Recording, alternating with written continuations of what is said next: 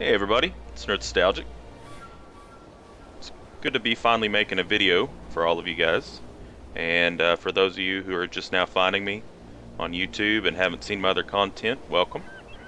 Um, if you're familiar with my work, I do a lot of video game work and like to play games. And one of the things that I wrote about recently in one of my columns was Path of Exile Awakening. And this is a game that I've been playing for quite a while, off and on.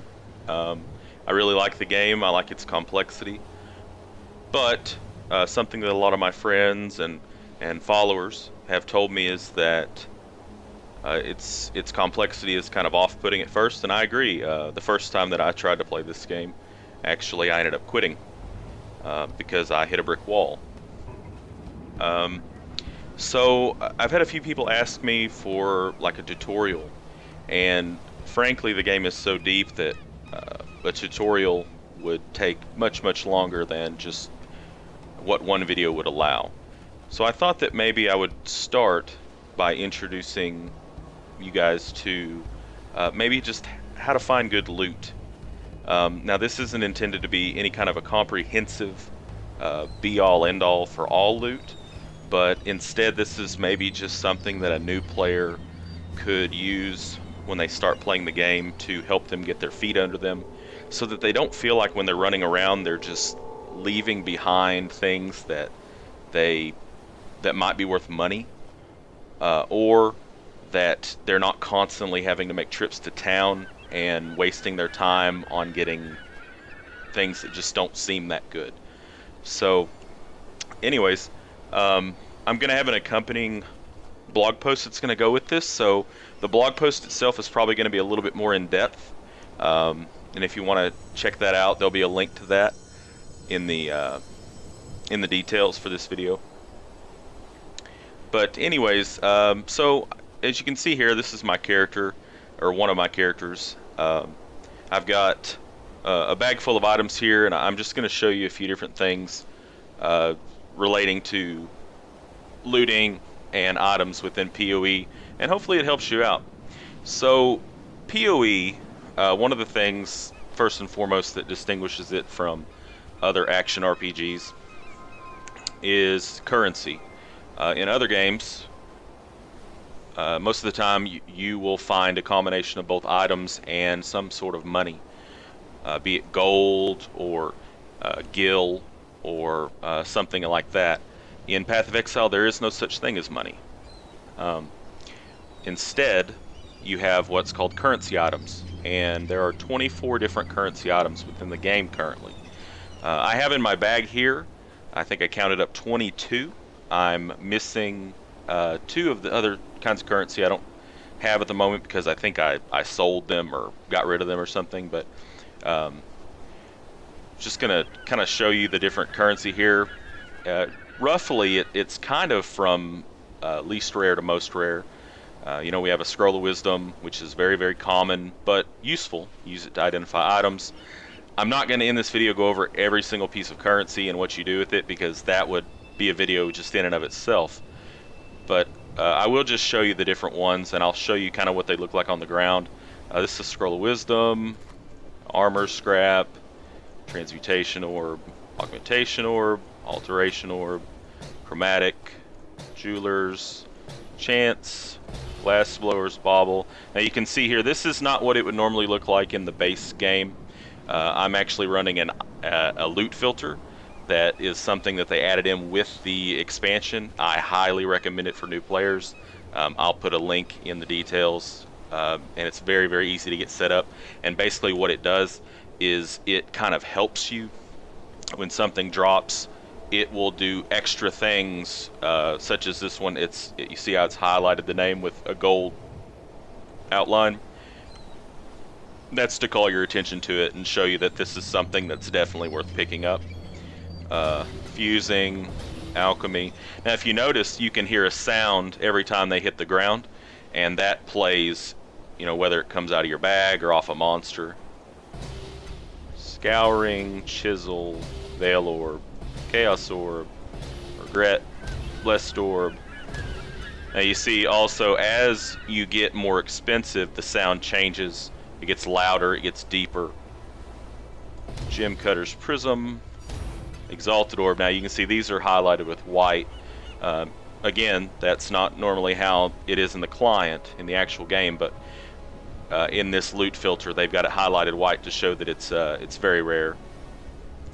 And Divine Orb. Now there are other currencies that I don't have shown here, specifically like a Mirror of Kalandra. I've never seen one. I've been playing the game for over a year. I've never seen one drop. They're that rare. But anyways, all of these different currencies have a different use within the game.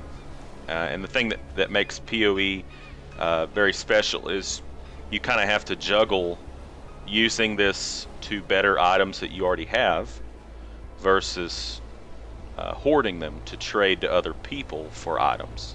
So it's always kind of a tug of war there. Moving on, let's talk a little bit more. Let's get this closed. Let's talk a little bit more about just basic loot colors. Now, if you're familiar at all with the RPG, ARPG genre, even MMOs, you know that most of the time in a game, in fact, in my memory, I can't really think of many games that haven't adhered to this principle of different rarity of loot has a different color. So in PoE, this is also true. There are 4 different colors, 4 different rarities. At the basic, at the bottom level, you'll have things that are white, like this Superior Wool Gloves here. They're white. The name is white, and what that just signifies is that it's of normal magical properties. It really doesn't have any. You can see right below where it says requires level 4 gem, 16-inch gem. Under that would be where any magical properties would be, if there were any. The next step up from white is blue. See, yep, these shoes are blue. Blue items are fairly common. You know, when you first start playing your character, this will probably be what you have on your character for the first few levels. You probably will get some yellow items, but blues typically are what you will be wearing earlier in the game. And you'll see a lot of them as you're progressing through the game. A lot of them will drop, and we'll talk a little bit more in depth about when is a blue worth picking up a little bit later, but just wanted to show you that we got the blues here. And then let's see, this is a yellow. Yellow signifies that it's a rare, and as you can see, it's got more lines of blue text underneath the level requirement. Blue items can only have up to 2 lines. They're called affixes. Yellow can have anywhere between 3 to 6. So yellows are generally more powerful than blues. I mean, there can be some exceptions, but I would say 99% of the time yellows are going to be more powerful than blues. And then the last tier of rarity is going to be a unique. And uniques are signified by the, I guess you'd call it like a orangish brown text. Uniques are the most rare kind of item there are. They are generally fairly hard to come by, and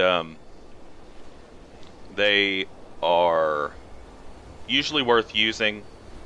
A lot of them are not very good, especially the low-level stuff. It can be pretty junky, but it's usually better than wearing blues and sometimes yellows at low level. Even a junk unique can be a pretty good unique for leveling. So anyways, most everything in the game abides by this rule of white, blue, yellow, orange. There are a few exceptions, most notably, if you look down here, these are potion flasks. So you can see I have some life flasks and some mana flasks. Flasks do not come in the yellow rarity tier. You'll only see them in white, blue, and there are some unique flasks. So let's talk a little bit next about skill gems. Now you can see here I have 3 skill gems.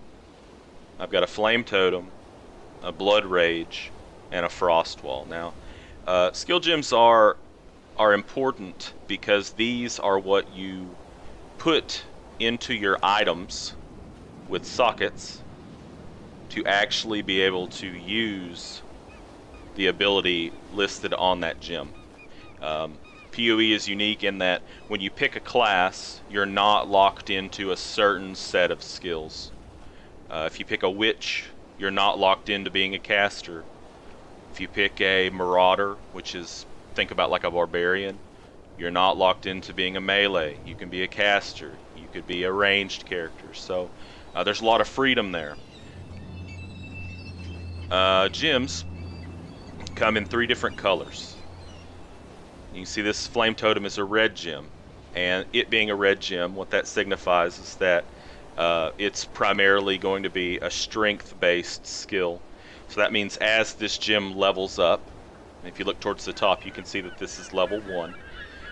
As gems level up via the experience that you get from killing monsters,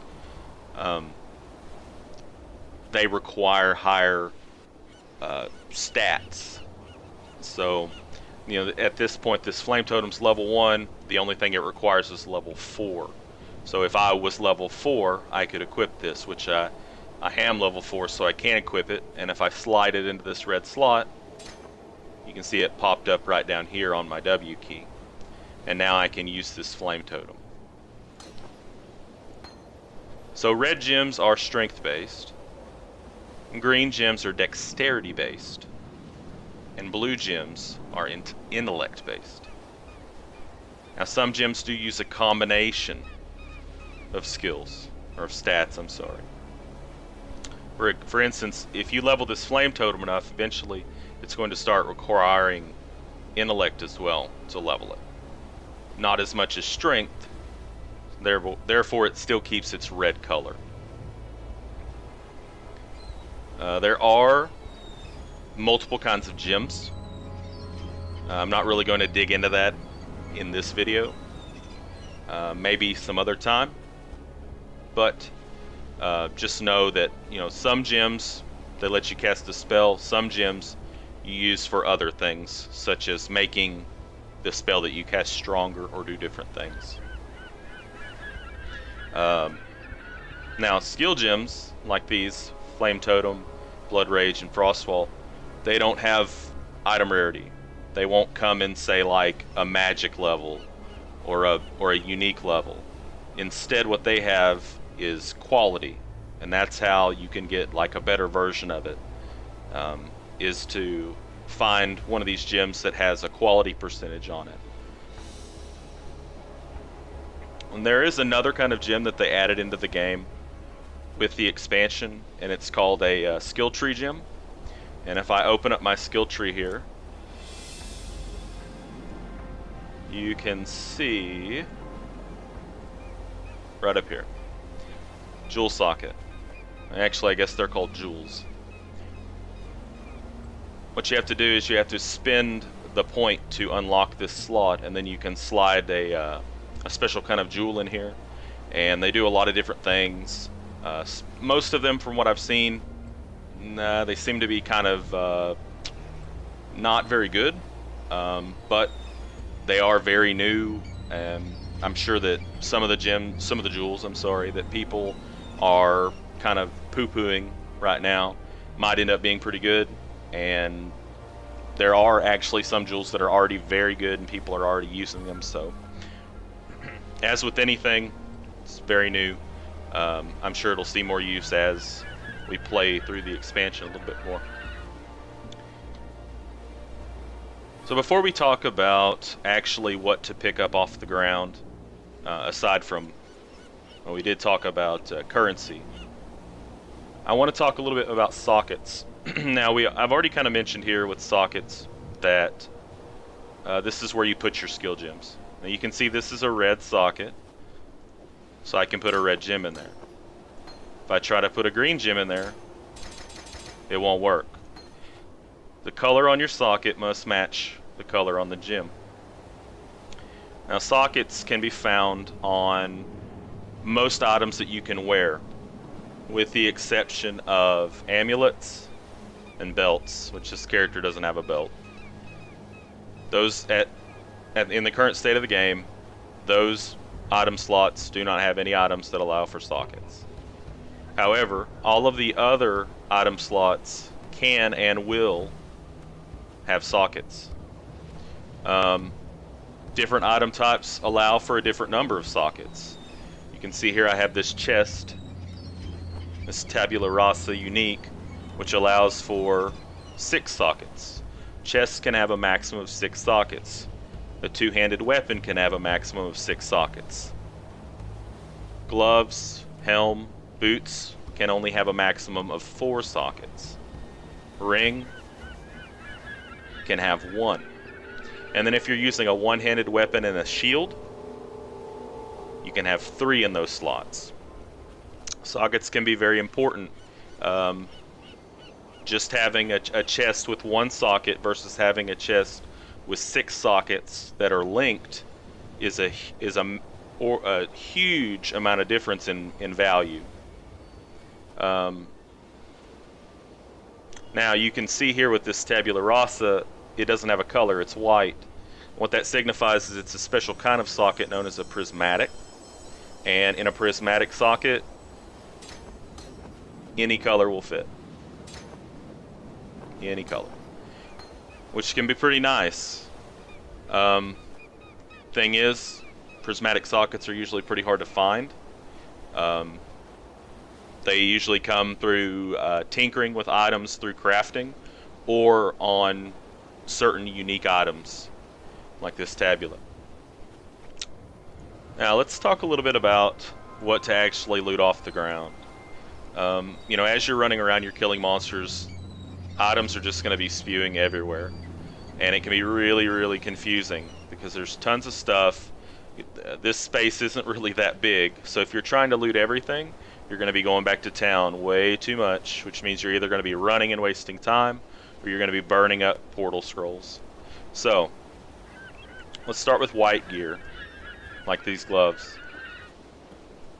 Okay? White gear, first thing you need to know is that any white gear can be sold to a vendor. If you sell it to a vendor, you're going to get 1 scroll fragment. 5 scroll fragments makes 1 scroll of wisdom. So, at the beginning of the game, you'd probably want to loot some white items so that you can have some extra scrolls of wisdom around to identify the magic items that you come into contact with. As you move on, if you find that you're running low on wisdom scrolls, an idea that you might consider is you might pick up white jewelry, because as you can see, they only take up 1 slot. Doesn't matter what item it is, it's only going to give you 1 scrap. If I've entered that, even though it takes up more space, it's 1 scroll fragment. This is 1 scroll fragment. I can loot 4 of these for 1 of these, so it just makes more sense. If you need to loot stuff for scroll fragments, go with the smaller stuff. But generally, you won't be having to do that. As you move on in the game, wisdom scrolls are fairly common, as are portal scrolls, and you can actually sell portal scrolls to a vendor 1 for 1 and get wisdom scrolls back. White gear is worth looting if, well, number 1, you don't have an item in that slot. So you can see here my chest, I don't have anything here, so if I was running around and I saw a white chest on the ground and I clicked on it, the game is actually automatically going to equip it here. Unless you have that option turned off, which if you're a new player, you probably don't. Second, if you see a white item, and I recommend that you go into the options and you turn on show the sockets on this stuff. If you see it, and these mean, those little lines there mean that these 3 are linked, and it has 3 colors in it, you want to pick it up. Any item that has 3 sockets of the 3 different colors linked together, anywhere in the links, will vendor for what's called a chromatic orb. And chromatic orbs aren't necessarily very valuable, but they're very useful. And if you have enough of them, then it does become valuable. So keep that in mind as you're running around. I would probably loot all of the whites that you see that have this tricolor. Also, as you're running around, you might run into boots, gloves, or a helm that has 4 sockets. The last socket will be down here, and it'll be linked. I like to pick those up and throw them in my stash for crafting. As a new player, I generally don't recommend that you do much crafting, but it's not a bad idea to have those for the future, especially when you see them at higher level. Now, if you're running around and you see a white item that has 5 or 6 sockets that are linked, so say that this socket wasn't here, just pretend it's not there, and it was just these 5 sockets and they were linked, you want to pick that up. 5 links are definitely valuable, and a lot of end game builds will use something like a skill that's in a 5 link setup, or preferably even in a 6 link setup. So you'll want to pick those up, even if it's an item type that you don't necessarily use. Like if you're a caster but you see like a mace, a 2-handed mace that has 5 links, you'll want to pick that up because you could sell it to somebody who can use it. If you see something that's 6 linked, definitely pick it up because those are worth a lot of money. Now, if you see something that has 6 sockets but isn't linked, pick it up. Any item, white, blue, yellow, that has 6 sockets on it, if you sell it to a vendor, that vendor's going to give you 7 of these jeweler's orbs. And jeweler's orbs are useful, and they're worth more than chromatics are. They're not like a really expensive currency, but they're pretty good. And when you get up to higher levels, you'll use a lot of these. Now, if you see a white item that has like 20% quality on it. Now, if you look at this flask, you can see right under the name it says quality 8%. If that said 20%, I could take it to the vendor, I could sell it, and I would immediately get the item, or I would get an item that would improve the quality of other flasks. It's called a glassblower's bauble. The same holds true with weapons and armor. If you have a 20, see this is 15, but if it was 20, I could take it to the vendor and sell it and get a blacksmith's whetstone, which then I could turn around and I could use it on an item that I actually want to have quality on. Armor, that'll give you a armorer's scrap. So just keep that in mind. If you see anything that has 20% quality, I would probably loot it and then sell it. Now let's move on to blue gear. Blue gear is where you start getting into the magical gear. And magical gear, when you vendor it, can have 2 results. Well, blue gear. If it's unidentified and you sell it, it will give you transmutation shards. And if you get 20 transmutation shards, that will make an orb of transmutation right here. If it's identified, then you'll get alteration shards. 20 of those will make an orb of alteration. Now, I recommend identifying most everything, especially if it's a yellow. If it's a blue, you might consider not identifying it, unless maybe you just don't have a very good piece for that slot. Main reason being, transmutation shards, they are useful, but they're not quite as useful as these alteration orbs are, especially late game. You're going to want to have a lot of these alteration orbs laying around for different things. Now, blue gear is also, it's worth looting. Well, first of all, if it's an upgrade. If your gear just isn't very good, you see a blue item, and it's something that you think that you might be able to use, and you have a blue item already equipped, I'd pick it up. Now, if you already have a yellow item equipped for that slot, I probably wouldn't pick up a blue. Most of the time, like I said, a yellow's going to outclass a blue. The blue would have to be very, very specific in what it does for you to be an improvement over a yellow. Again, just like with the white stuff, if it's a tricolor like this, if this was blue, I would still pick this up. Because if I vendor it, I'm going to get a chromatic. Now, one exception to something that I said for white stuff that isn't true for blue stuff is picking up 4 links, unless it's tricolor. If you see a blue item and it is 4 linked but not tricolor, I would not pick it up.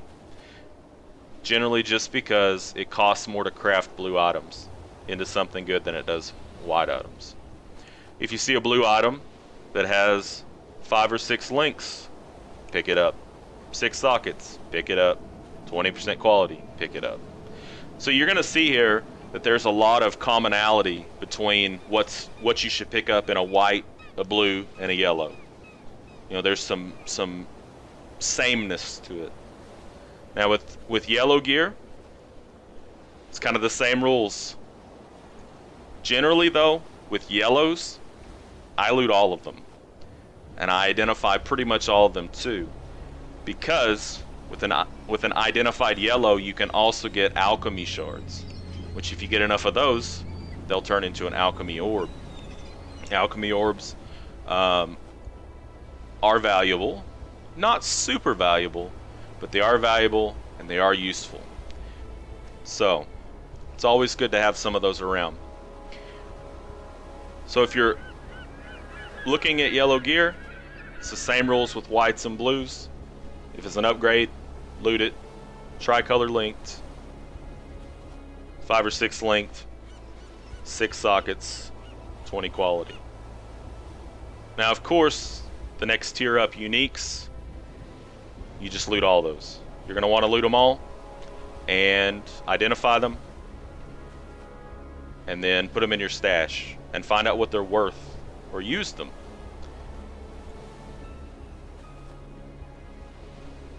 Now, that's pretty much what I do, just the basic when I'm looking at what to loot. As far as PoE goes and trading and such, here's some tips for you, kind of, you know, if you're a beginner. First thing, be patient. PoE is a much more slower paced game than some other action RPGs out there are, and it's a slow burn. So it makes it more rewarding at the end, in my opinion, but it can be a little bit more of a grind to get there. So just be patient. When you have a shiny new item like a unique that drops, a lot of times you can be dying to know, you know, is this valuable? Is this worth anything?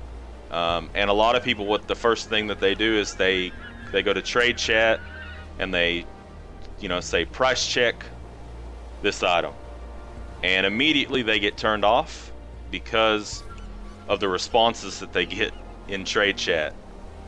I would steer clear of all general chats, all global chats.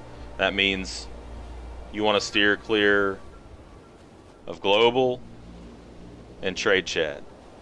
I would stay out of them. Generally, they're kind of full up with people who aren't so nice. I mean, there are lots of people in PoE who are very cool, and if you give them respect, they'll respect you back. But the vocal minority kind of ruins the whole thing for everybody else. So what I would do is, if you need something price checked, I would probably lean on your friends. You can always contact me. You can add me in game, just Nerdstalgic. You can even message me through Twitter or Facebook. I don't care. I'll do price checks all day long, and if I can't price check it for you, I will be able to find somebody who can. You could also use PoE.trade to get an idea of what something might be worth. The only thing is I say idea because people on PoE trade can be a little bit weird about how they price things, especially if it's the start of a new league. Prices fluctuate a lot, so and what one person will pay, somebody else might think is a garbage price. So you just kind of have to feel your way through that. Uh, and trying to price yellow items through PoE.trade is can be a little bit challenging.